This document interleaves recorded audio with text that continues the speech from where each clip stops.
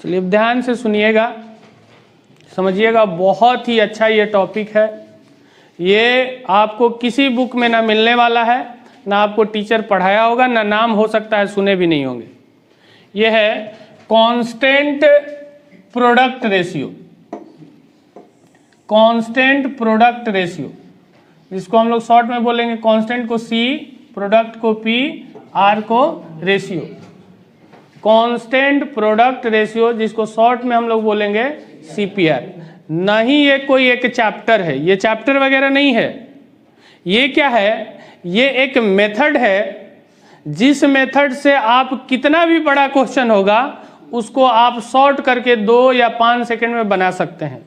ये जो सीपीआर जब पढ़ लेंगे हम लोग, तो ये परसेंटेज का 50% क्वेश्चन सॉल्व कर देगा, एसआईसीआई का क्वेश्चन सॉल्व कर देगा, जो ट्विस्ट आता है उसमें कैलकुलेशन, स्पीड डिस्टेंस टाइम को इजी कर देगा, ज्योमेट्री को इजी कर देगा, रेशियो प्रोपोर्शन को इजी कर देगा, बहुत सारे चैप्टर को इजी करने वाला है। तो इसके कंसेप्ट को हम लोग को समझना है, ठीक है।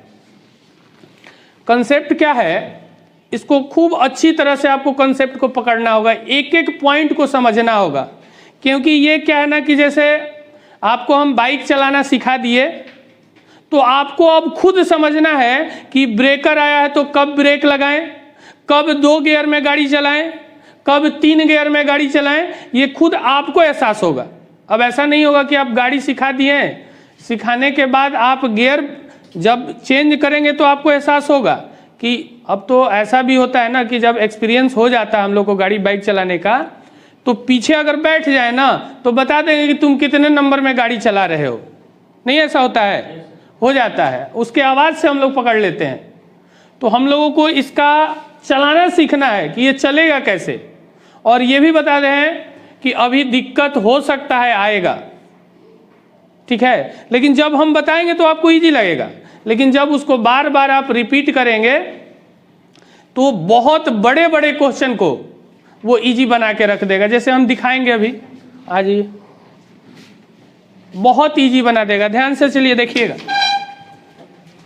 कांस्टेंट प्रोडक्ट रेशियो क्या कहता है सीपीआर, जब 2 नंबर का कोई भी 2 संख्या है, उस दोनों का प्रोडक्ट कांस्टेंट हो जाए। क्या बोल रहे हैं? जब 2 पैरामीटर दिया हुआ है और उस दोनों पैरामीटर का गुणनफल कांस्टेंट हो जाए, तो पहला सवाल है कि कांस्टेंट किसको बोलते हैं, और एक होता है वेरिएबल। तो कांस्टेंट का मतलब जो फिक्स हो, बदलता नहीं हो, और वेरिएबल का मतलब फिजिक्स में पढ़े होंगे, कांस्टेंट का मतलब जो बदल जाता हो, और वेरिएबल का मतलब जैसे जितने भी अल्फ़ाबेट हैं ABCD, उसको हम लोग मैथ में वेरिएबल बोलते हैं, और जितने न्यूमेरिकल वैल्यू है उसको कांस्टेंट बोलते हैं। हाँ या ना? जानती हैं आप कांस्टेंट वेरिएबल परिचित है? आप कांस्टेंट हैं कि वेरिएबल हैं? नहीं रुकिए, इनको बोल रहे हैं वेरिएबल हैं आप, कांस्टेंट है पक्का? कांस्टेंट है ना? पहले आप इतनी छोटी थी, आप इतनी बड़ी हो गई, वेरिएबल है। कल आप आइएगा तो बदल जाइएगा। नहीं, इसमें क्वेश्चन ही गलत था। कांस्टेंट वेरिएबल जब हम लोग पे अप्लाई होगा तो आपको ड्यूरेशन बताना होगा, कितने समय की बात कर रहे हैं। अगर शॉर्ट ड्यूरेशन की बात होगी तब हम लोग कांस्टेंट हैं, और लॉन्ग वेरिएशन की बात होगी, लॉन्ग ड्यूरेशन का, तब वेरिएबल होगा।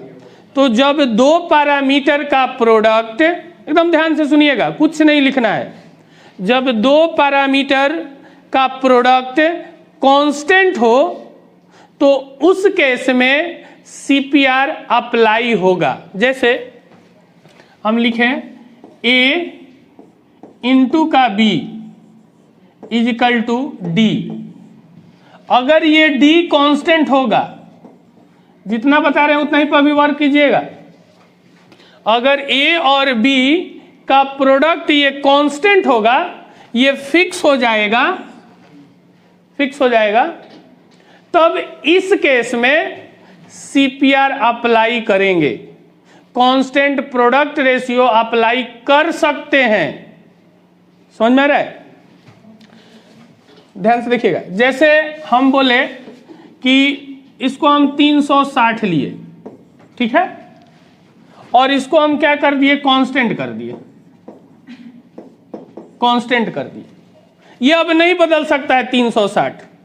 अब दो चीज है, एक यहां पे चीनी की बात कर रहे हैं हम, और एक यहां पे क्वांटिटी की बात कर रहे हैं। एक यहां बात कर रहे हैं कि कैसे केजी चीनी मिल रहा है, और एक कितना केजी चीनी हमने खरीदा, ठीक है। तो हमने बोला कि 30 रुपए केजी खरीदे, 30 रुपए केजी खरीदे, तो चीनी कितना मिलेगा, 1 केजी, 12 केजी ना। 30 रुपए केजी चीनी है और 360 रुपए लेके जाएंगे तो कितना मिलेगा। अब देखिए, अगर 36 रुपए चीनी होता और ये कांस्टेंट है तो 10 किलो मिलता। अगर ये बोले कि 20 रुपए केजी है तो 18 केजी मिलता। ये कब, जब ये कांस्टेंट रहेगा। तो जब दो पैरामीटर दिया हुआ हो और उस दोनों का प्रोडक्ट कांस्टेंट हो तो उस केस में हम लोग CPR अप्लाई करेंगे। बस इतना ही याद रखना है, जब दो पैरामीटर दिया हुआ हो और उस दोनों का प्रोडक्ट कांस्टेंट हो तो उस केस में हम CPR अप्लाई करेंगे। कैसे करेंगे वो आगे हम लोग सीखेंगे।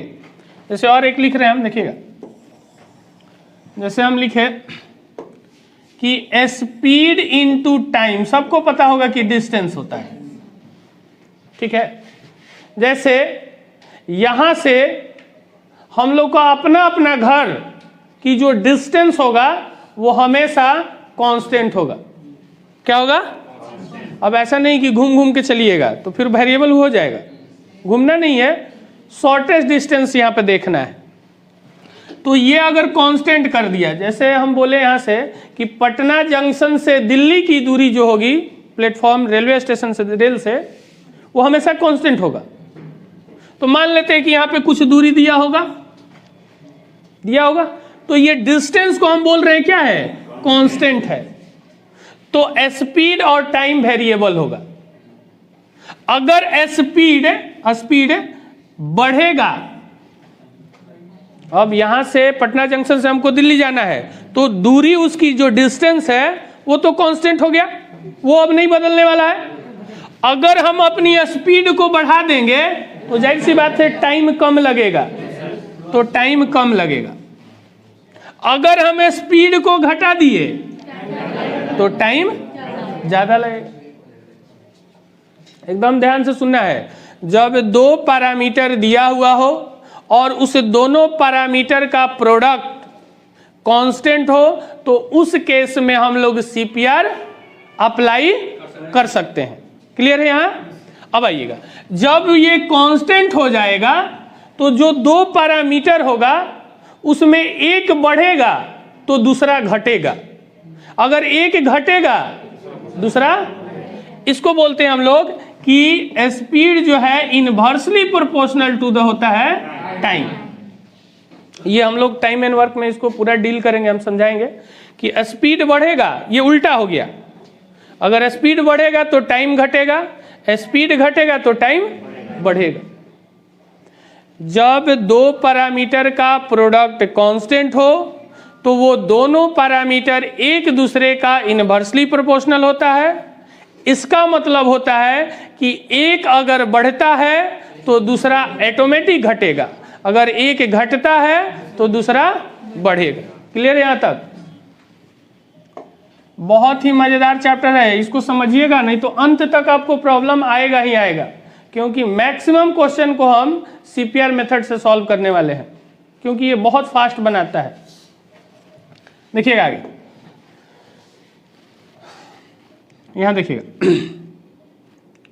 कि जैसे हम लोग लिखे कि हाँ, बढ़ने और घटने वाला ना, जैसे हम लिखे कि x/y के रेशियो में कोई नंबर क्या है, बढ़ता है। ये CPR अगर अप्लाई होगा तब ये अप्लाई करना है। हम क्या बोल रहे हैं कि जब दो पैरामीटर का प्रोडक्ट कांस्टेंट हो जाए तो CPR अप्लाई करेंगे। तो CPR अप्लाई करते समय x बाई वाई के फॉर्मेट में बढ़ता है, इंक्रीज करता है, और x by x plus y के रेशियो में ये डिक्रीज होगा। ठीक है, ये क्या होगा, कैसे होगा, हम दिखा रहे हैं हम आपको। बस 2 लाइन याद रखिए कि जब 2 पैरामीटर का प्रोडक्ट कांस्टेंट होगा तो CPR अप्लाई होगा, और CPR अप्लाई होगा तो एक बढ़ेगा पैरामीटर तो दूसरा, दैट मीन्स कि वो दोनों एक दूसरे का इनवर्सली प्रोपोर्शनल होगा। अगर वो CPR अप्लाई होगा तो x बाई वाई के रेशियो में बढ़ेगा और x by x plus y के रेशियो में घटेगा। एकदम याद रखना है। क्लियर यहां तक? अब आगे आइए, अभी कुछ नहीं लिखना है, सब याद हो जाएगा। ध्यान से खाली सुनिए। थोड़ी सी परसेंटेज यहाँ पे हम लोग को चलिएगा देखना है। जैसे हम लिखे 100%, तो 100% का मतलब होता है, ऐसे लिखते, छोटा से लिखते चलते, रुक जाइए। जैसे लिखे हम 1/2, ये कितना परसेंट होगा? 50%। ठीक है, एकदम ध्यान से सब याद होगा, अभी का अभी याद होगा, पूरे कंसंट्रेशन में रहिएगा। 1/3 को परसेंटेज में चेंज करेंगे तो 33.33% होता है। ठीक है, 1/4 जो होता है ये 25% होता है। ये हो क्या रहा है? 1/4 गुना 100। जैसे हम बोले 1/5 कितना परसेंट होगा? 20% होगा। ठीक है, ये क्लियर है सबको? इस चार्ट को हम दिखाते हैं, अपने बुक में भी है, लेकिन हम आपको यहाँ पे दिखा रहे हैं। अभी आवाज मत कीजिएगा।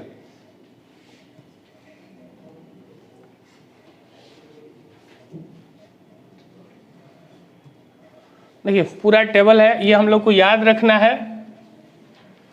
यहां से बहुत ही फास्ट होंगे। ये देखिए इंक्रीजिंग है और ये है डिक्रीजिंग। तो अभी हम लोग इस पे वर्क करते हैं। पहले 1/1 होता है, परसेंट लगा हुआ है सब में।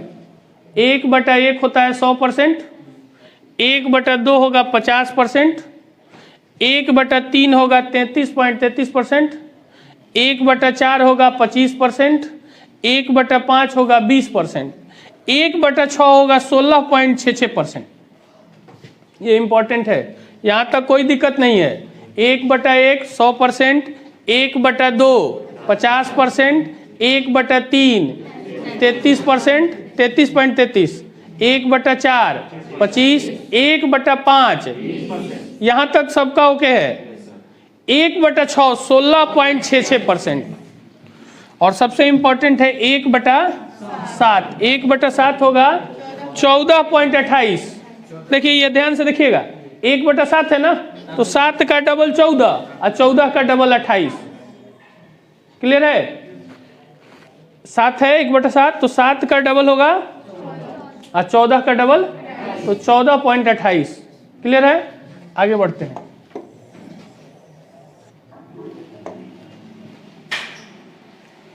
एकदम ध्यान से सुनिएगा, सबको अभी याद करना है, हम पूछेंगे जाते हुए, एक को भी छोड़ेंगे नहीं। 1/1 100%, 1/2 ये हम क्यों बता रहे हैं? क्योंकि क्वेश्चन में ये बोलते के साथ हम खत्म कर देंगे। अब अगर आपको वहां नहीं समझ में आया कि 1/5 हम 20% बोले तो फिर दिक्कत होने वाला है। तो 1/1 100%, 1/2 1/3 1/4 1/5 1/6 और 1/7 14/28। ठीक है, अब आगे देखिए 1/8 12.5 12.5 1/8 12.5 1/9 11 1/9 11 और 1/10 तो वाला तो याद ही होगा 10%, और 1/11 वाला होगा 9.09 9.09। ये 3 वैल्यू है यहाँ तक 1/1 हम बोल रहे हैं, ध्यान से सुनिए, कोई बोलेगा नहीं। 1/1 100%, सब कोई दिमाग में सेट करेगा अभी।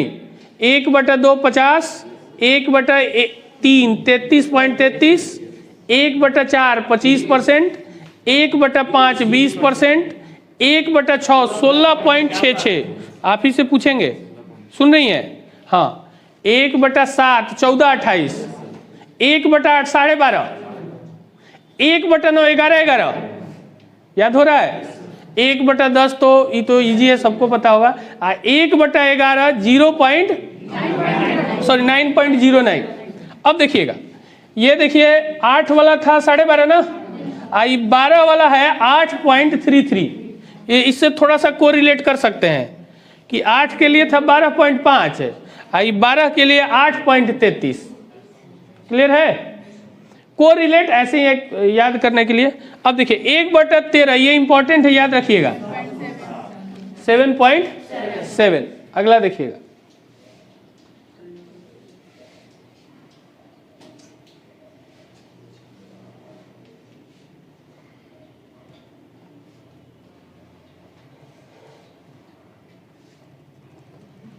देखिए 1/7 वाला था हम लोग का, 1/7 वाला 14-28 था कि नहीं?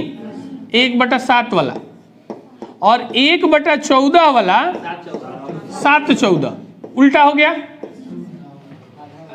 आधा करके डबल कर दिया नहीं, तो ये दोनों को कोरिलेट कर लीजिएगा, 7 और 14 को। और 12 वाला का और 8 वाला का कोरिलेट करेंगे। 8 वाला का था 12.5, अब 12 वाला का था 8.33। ठीक है, आगे बढ़ते हैं। इसकी जरूरत है,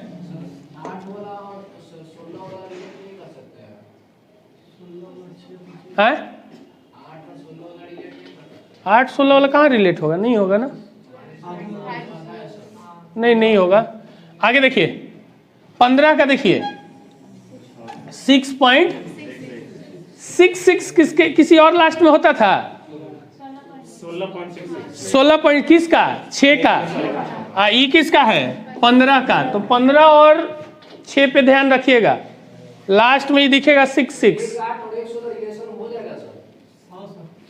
अरे तो निकाल लीजिएगा, ये कोई फंडा नहीं है याद करने का। अगर आपको बेहतर लगता है कोरिलेट कर लेते हैं तो उसको याद करना है। ये कोई जरूरी नहीं कि हम जो बता रहे हैं वही कीजिएगा, लेकिन हमने जो तैयार किया है वो आपको बता रहे हैं कोरिलेट करके। अगर अच्छा लगे तो इसको एक्सेप्ट करना है, नहीं तो आपको याद तो करना ही किसी तरह है। दीजिएगा उतना फास्ट, फिर दिखाएंगे हम क्वेश्चन, दीजिएगा भाग, टेढ़ा नंबर लेके आएंगे। अभी देखिएगा आगे, 16 के लिए 6.25, 16 के लिए 6.25, 17 18 19 पे ध्यान दीजिएगा। 17 के लिए है 5.88, 18 के लिए है 5.55 और 19 के लिए 52। अरे पॉइंट के बाद तो एक ही लगना ना, एक ही लग रहा है ना। तो ये है 5,888, 5,555 और ये 5,252, यानी कि 52। अब 20 वाला के तो 5 याद ही है नहीं। 17 18 19, 17 के लिए है 5,888 और 18 के लिए 5,555 और 19 के लिए 52, 19 के लिए 52 मतलब पॉइंट एक ही के बाद लगाना है। ये आपको 20 याद हो गया? एक बार हम बोल रहे हैं, सुनिएगा, कोई इशू नहीं है, याद हो जाए क्वेश्चन के दौरान। 1/1 100%, 1/2 हम लिखते चल रहे हैं, रुक जाइए, याद होगा ताकि। और इसको याद करना बहुत ही जरूरी है, क्योंकि हर चैप्टर में हम इसका यूज करेंगे तो कितनी बार हम नहीं 50 तक परसेंटेज में पढ़ाएंगे तो 50 तक याद करवाएंगे। अभी देखिए याद करना बहुत ईजी है। 1/3 से स्टार्ट करते हैं हम, तो 33.33 और 1/4 25%, 1/5 20%, 1/6 16.66, 1/7 14 28। ठीक है, यहाँ पे लिख रहे हैं 1/8 12.5, 1/9 11, 1/10 याद है, छोड़ देते हैं, 1/11 9.09, 1/12 1/12 नहीं है ना, ये 8 से रिलेट करने के लिए आपको बोले थे 8.33, 8 के लिए 12.5, 12 के लिए 8.33, 13 के लिए सबसे इंपॉर्टेंट 7, ठीक है। अब आगे भी अभी लिखेंगे, लेकिन समझिए, जैसे हम बोलेंगे कि 1/3 तो आपके दिमाग में आना चाहिए 33.33, उल्टा भी बोलेंगे हम 33.33 तो आपके दिमाग में आना चाहिए 1/3। अब इसको भाग दीजिएगा उस समय तब पता चलेगा। हम बोलेंगे 25% तो आपको समझ में आना चाहिए कि 1/4 बोल रहे हैं हम। 20% 1/5, 16.66 1/6, 7.7 7.7 7 1/13, समझ में आ रहा है ना। आगे लिख रहे हैं 1/14, तो 1/7 का होता था हम लोग का 14 28, इसका आधा कर देंगे 7 14, 1/15 6.66, 1/16 6.25। अब 17 वाला देखिए, ये इंपॉर्टेंट है, 1/17, 1/18 और 1/19, तो ये था 5.88, ये 5.55 और ये 52। अच्छा एक चीज और बता दें, ये जो हम वैल्यू लिए हुए ना, थोड़ा सा इधर उधर है, हम ये याद करने के लिए लिए हैं, लेकिन इस पे आंसर आपका आ जाएगा। कोई भी होगा मैथ, आपका आंसर हाँ अप्रॉक्स में है, ठीक है। लेकिन आपको इसी तरह याद करना है, हर क्वेश्चन बनेगा, एकदम हो जाएगा। याद हो गया सबको? तो आप अपनी कॉपी निकालिए और 20 तक हमको लिख के दिखाइए। जितना आएगा उतना ही लिखना है।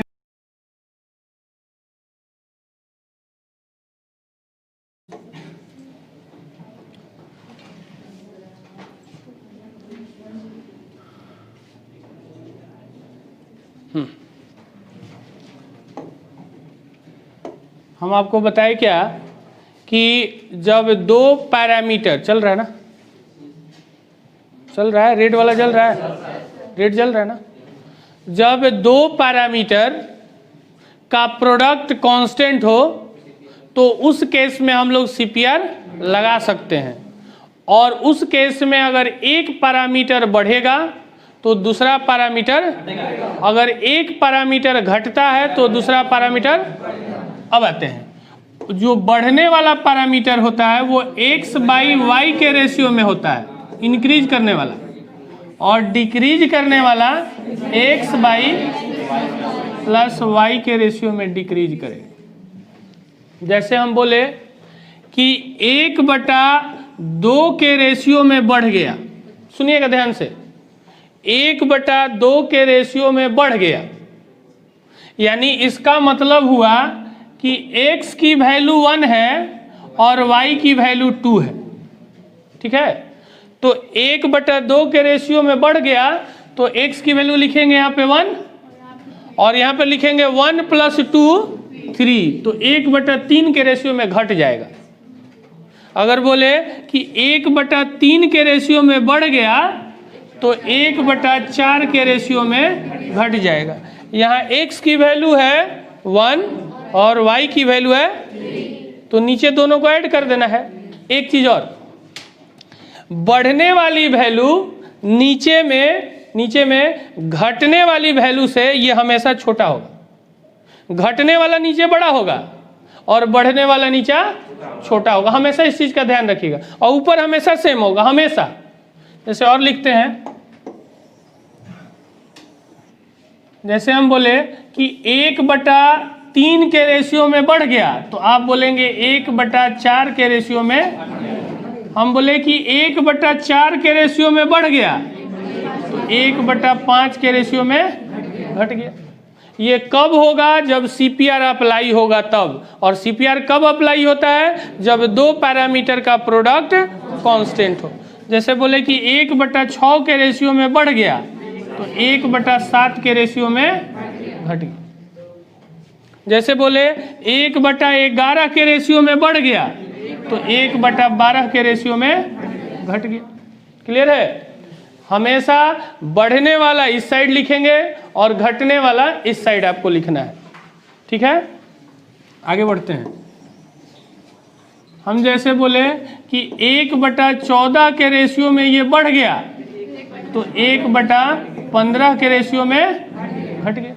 इस दोनों को जोड़ देंगे नीचे तो घटने वाला निकल जाएगा। जैसे बोले कि 1/18 के रेशियो में घट गया तो 1/17 के रेशियो में, अब इसको 19 मत कर लीजिएगा, ये घटने वाला पहले बोले थे।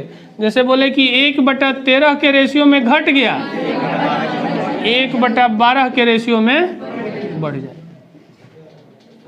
एक ही पार्ट से इतना हो रहा है, मतलब एक ही पार्ट से 1/12 में इंक्रीज कर रहा है और एक ही पार्ट से 1/13 में डिक्रीज कर रहा है। बता रहे हैं आ रहे हैं अभी। एक ही पार्ट से, हाँ एक ही पार्ट से ऊपर वाला हो रहा है, लेकिन क्लियर कर रहे हैं हम आपको। जैसे हम बोले कि 2/5 के रेशियो में बढ़ गया तो ये होगा 2/7 के रेशियो में घट गया। अगर लिखे 3/5 के रेशियो में बढ़ गया तो 3/8 के रेशियो में घटने वाले, इस दोनों को जोड़ दीजिए। ऊपर हमेशा सेम होगा, घटने वाला वैल्यू, घटने वाला बड़ा होगा और बढ़ने वाला नीचे छोटा होगा। ठीक है, आगे हैं? ये तो अभी बता रहे हैं ना, सब चीज इस पे यूज करेंगे। देखिएगा क्या घटेगा क्या बढ़ेगा हम बता रहे हैं। देखिएगा ध्यान से। जैसे हम बोले कि 1/2 के रेशियो में बढ़ गया, 1/2 के रेशियो में बढ़ गया, तो हम ये भी बोल सकते हैं कि 50% से बढ़ गया। नहीं बोल सकते हैं? दोनों सेम बात है ना? आगे देखिएगा, रुक जाइए अभी इसी पे। ऐसे हम बोल रहे हैं कि 50% से बढ़ गया, रोकिए, 50% से बढ़ गया तो इसका मतलब होता है 1/2 से, अब हम डिवाइड नहीं करेंगे, सीधे लिखेंगे 1/2 से, 1/2 से बढ़ गया तो 1/3 से घट गया, 1/3 का मतलब 33.33%। समझ में आ रहा है? जैसे हम बोले कि 25% से बढ़ गया, अब 25% जैसे ही दिमाग में आया तो 1/4 आया, यानी कि 1/4 से बढ़ा तो 1/5 से, और 1/5 का मतलब होता है 20%। क्लियर है? आगे देखिए, ध्यान से देखिएगा। जैसे हम बोले कि 11.11% से बढ़ गया तो ये किसका था? 1/9 का वैल्यू था, तो 1/9 से बढ़ा तो 1/10 से, और 1/10 का मतलब 10%, 10% से ये घट जाए। क्लियर हो रहा है? जैसे हम बोले कि 7.7% से ये बढ़ गया तो 1/13 से ये बढ़ गया, 7.7 किसका था? तो 1/13 से बढ़ गया तो 1/14 से, 1/14 का था,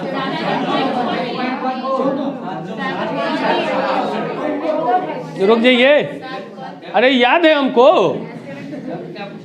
हम पूछ नहीं रहे हैं आप, हम रुके तो आप बोलने लगे ना धुन। 1/13 से ये बढ़ा तो 1/14 से, 1/14 का जो वैल्यू था 7.14, इतना से ये घट गया। जैसे हम बोले कि 5.88, रुक जाइए इस बार थोड़ा सा अलग लिखते हैं।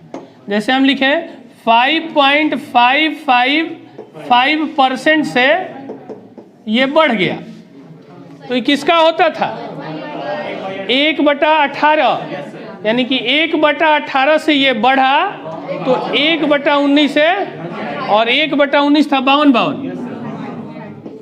ना, 5.55% से ये घट जाए। समझ में आ रहा है? आगे देखिए, हम जैसे बोले कि 7.7% से ये घट गया, यानी कि 1/13 से घट गया तो 1/12 से बढ़ेगा ना, 1/12। 1/12 का मतलब 8.33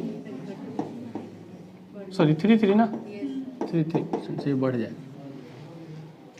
क्या दिक्कत है? कहीं नहीं दिक्कत है।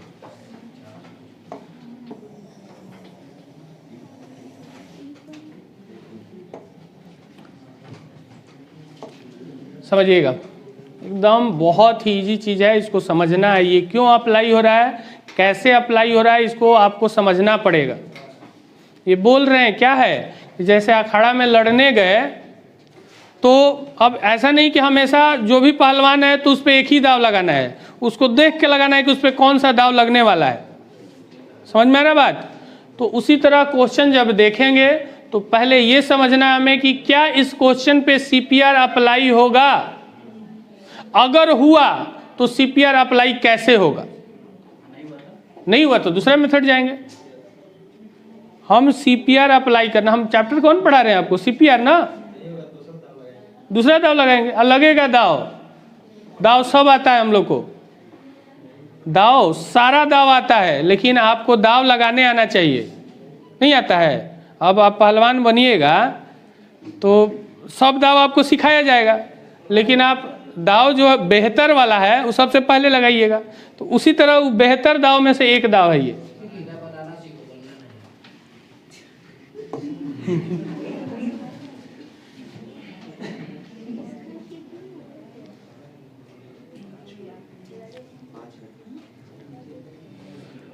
ये चार्ट हम आपके बुक में दे रखे हैं, बुक में सारा मेंशन है, ठीक है? अगर नहीं है तो एक बार देख लीजिए, है ना? उसमें ये सारा चार्ट, थोड़ा सा एक्स्ट्रा इसमें और भी है, बुक में ये लिखे हैं, इसको भी याद कर लेना है। ये मत सोचिएगा कि ये 5 नंबर, क्योंकि ये हर चैप्टर में हम आपको यूज करेंगे। मेंसुरेशन पढ़ाएंगे वहाँ भी यूज करेंगे, ट्रिगोमेट्री पढ़ाएंगे वहाँ भी यूज कर देंगे। समझ में आ रहा है? हाइट एंड डिस्टेंस में यूज होगा, स्पीड डिस्टेंस टाइम में यूज होगा, सारा में यूज होगा। तो इसलिए ध्यान से सुनना है और समझना है इसको। देखिए थोड़ा सा क्वेश्चन देखिएगा, अभी क्वेश्चन हम बनाना नहीं सिखा रहे हैं आपको, ध्यान रखिएगा। अभी क्वेश्चन सिर्फ दिखा रहे हैं कि किसी वस्तु के मूल्य में 15% की वृद्धि हो जाती है यदि कोई उपभोक्ता उस वस्तु पर किए जाने वाले व्यय को पहले जितना रखना चाहता है तो उसे उस वस्तु की खपत में कितनी प्रतिशत की कमी कर देने। अगर ये बात समझ में आपको आ जाता है इस क्वेश्चन में, हम समझाएंगे, अभी समझाए नहीं आपको कि इसमें CPR अप्लाई होता है, बस खाली ये मतलब समझ में आए तो 2 सेकंड में आंसर आएगा। देखिएगा ये क्या कह रहा है, 15% से वृद्धि हो गया है। 1 मिनट रुकिए, थोड़ा सा अगला क्वेश्चन दिखाते हैं, इसमें बताया नहीं है इसलिए दूसरा वाला चार्ट का है ये पार्ट। यहाँ देखिए, देखिए वो चार्ट बताया नहीं, दूसरा वाला चार्ट था, कोई नहीं। अभी हम ये नहीं बता रहे हैं कि इसमें कैसे CPR अप्लाई हो, अभी बताएंगे सिर्फ कि CPR अगर अप्लाई हुआ तो कितने सेकंड में आंसर आता, वो चीज़ देखना है। कह रहे कि बिजली की खपत में 25% की वृद्धि कर दी गई। यदि कोई आदमी खर्च उतना ही रखना चाहता है तो बिजली के इस्तेमाल में उसे कितने प्रतिशत की कमी करनी होगी।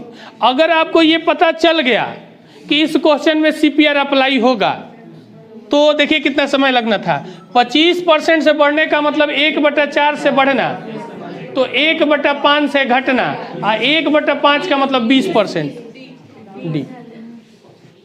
लेकिन सबसे पहले ये समझना होगा कि इसमें CPR अप्लाई होगा कि नहीं, और वो समझ में आएगा। लेकिन आपको जब क्वेश्चन मिले तो उसमें एक बार अप्लाई करने की कोशिश कीजिए, क्या ये हो रहा है? हैं? क्या आदमी बोल रहे हैं? क्या कुछ बोल रहे हैं?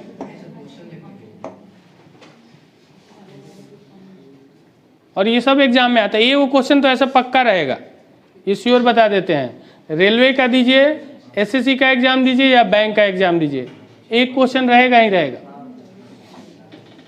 देखिए सारा उसी टाइप का है, 2-2 सेकंड में आंसर आएगा। थोड़ा बड़ा वाला क्वेश्चन आपको दिखाते हैं, ये तो परसेंटेज का है ना, बात मत कीजिए पीछे।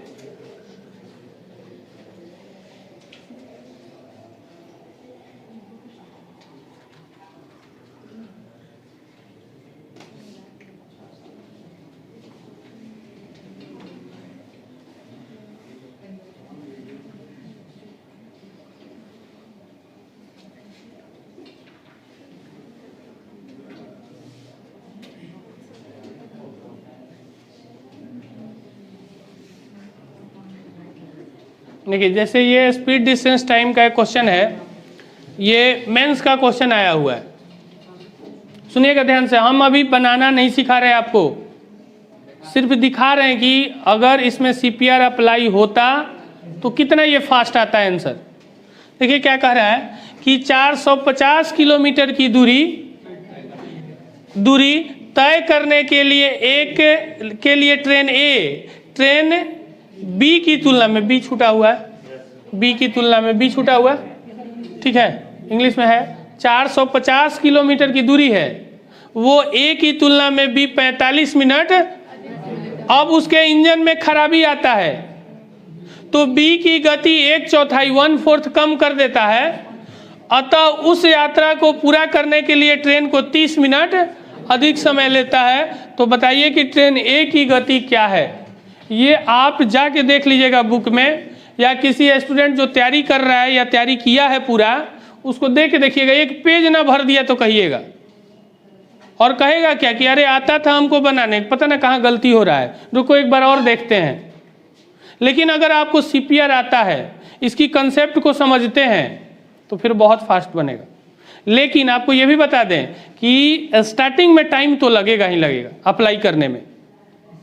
नहीं, जैसे हम लोग बाइक चाहे स्कूटी चाहे जो भी सीखते हैं, तो स्टार्टिंग वाला बहुत टाइम लेता है। बाइक सीखे होंगे तो जब स्टार्ट करके आगे बढ़ाते हो तो बंद हो जाता होगा, नहीं आप तो नहीं चलाई है ना। तो पहला स्टेज जो भी होता है, जैसे हम लोग छोटा बच्चा ही रहते हैं, तो जब पैर पे चलना स्टार्ट करते हैं ना, तो बस वही समय है कि बहुत समय तक गिरते हैं, लेकिन एक बार खड़ा हो गए तो फिर कंटिन्यू खड़ा रहते हैं। समझ में आ रहा है? तो बहुत सारे क्वेश्चन हैं। देखिए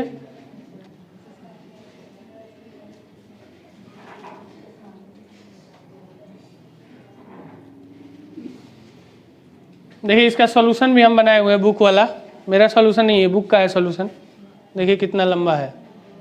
इस इक्वेशन को 10th में पढ़े होंगे, एक आता था क्रॉस वाला मेथड, हाँ, तो इसको सॉल्व करेंगे तो इतना लंबा, और इस बड़े क्वेश्चन को देख के, इसका सॉल्यूशन बड़ा देख के मैथ से हम लोग को डर बन जाता है, और मैक्सिमम टीचर यही डर बना देते हैं, अरे देखो कितना टफ क्वेश्चन है। ये टफ है ही नहीं। अगर कंपटीशन में दिया, किसी भी कॉम्पिटिटिव एग्जाम में, तो याद रखिएगा वो 10 से 15 सेकंड में सॉल्व हो जाता है क्वेश्चन पढ़ने के बाद। लेकिन आपको इस पे वर्क करना होगा। कौन पीछे बात कर रहे हैं जी? देखिए ये भी उसी टाइप का क्वेश्चन है, ये भी 18 मेंस में ही आया हुआ है। देखिए इसका भी सॉल्यूशन उसी टाइप का है। देखिए ये क्या कह रहे हैं, उड़ान ए को आमतौर पर 7200 किलोमीटर की दूरी तय करने के लिए उड़ान बी ए से 1 घंटा अधिक लेता है। इंजन में खराबी आने की वजह से बी की गति 1/6 नीचे गिर जाती है, कम हो जाती है, इसलिए उस यात्रा को पूरा करने में बी को ए की तुलना में 36 मिनट अधिक लगते हैं। तो ए की स्पीड क्या होगी, ये हम लोग से पूछा है। आप इसको बनाएंगे ना तब 5 से 7 सेकंड लग जाएगा, और एग्जाम में अगर लगा दिए तो समझिए कि वहीं पर कहानी आपकी खत्म हो गई। बेहतर है कि इसको छोड़ के आगे बढ़ जाइए, तो हो सकता है सिलेक्शन हो। लेकिन आपको याद रखना होगा कि इजी क्वेश्चन सब कोई बनाता है, सब बना देगा, लेकिन टफ क्वेश्चन जो छोड़ेगा वही आपको सिलेक्शन दिलाएगा। तो इसको आपको दिमाग में एकदम गांठ बांध लीजिए कि पूरी उस कंसेप्ट को जब तक नहीं समझेंगे तब तक हम आगे नहीं बढ़ेंगे। अगर कंसेप्ट पे वर्क नहीं करेंगे तो मैथ अनलिमिटेड है, वो थोड़ा थोड़ा चेंज करेगा, आप परेशान कर देगा आपको। तो इसको समझना है बहुत अच्छी तरह से हम लोगों को। ये बार बार बता रहे हैं कि ये हर चैप्टर में हम यूज करेंगे, लेकिन इसकी कंसेप्ट को समझना होगा। क्या कंसेप्ट है कि जब दो नंबर का प्रोडक्ट, दो पैरामीटर का प्रोडक्ट कांस्टेंट हो जाए तो उस केस में CPR अप्लाई होगा, और CPR अप्लाई होगा तो एक पैरामीटर बढ़ेगा तो दूसरा पैरामीटर, अगर एक पैरामीटर घटेगा तो दूसरा पैरामीटर, बढ़ने वाला पैरामीटर x/y के फॉर्मेट में होता है और घटने वाला पैरामीटर x/x + y के रेशियो में। मत लिखिए, वहाँ लिखा रहा है, मिल जाएगा। क्लियर यहाँ तक? अब देखिएगा, समझिए। जैसे एक छोटा सा एग्जांपल हम लोग लिया जाए।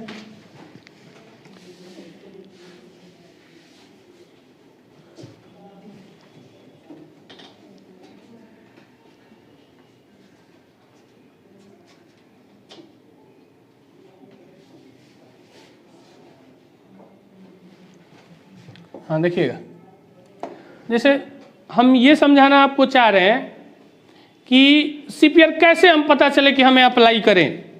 तो पहले जैसे हम लोग आयत, रेक्टेंगल पढ़े होंगे। देखिए हम कहाँ मेंसुरेशन में इसको यूज कर रहे हैं। एक रेक्टेंगल है, आयत है, तो इसका ये लेंथ होता है और ये ब्रेथ होता है। ये मान लीजिए कि मेरे पास एक प्लॉट है, ये दिया हुआ है 10 मीटर और ये दिया हुआ है मान लीजिए 5 मीटर, 6 मीटर, ठीक है। यही मेरे पास एक प्लॉट है, जमीन है मेरे पास।